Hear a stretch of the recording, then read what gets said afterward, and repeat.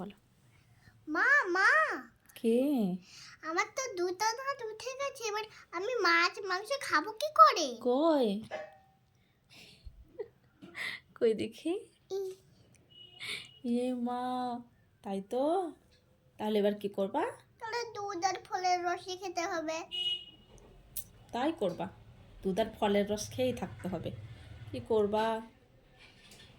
না হলে ফলগুলোকে ওই সেদ্ধ করে এমনি এমনি করে পিষে পিষে দিব, ওটা খেতে চাও? না, তাহলে কি আমি একটা বুদ্ধি দিচ্ছি। হ্যাঁ, কি?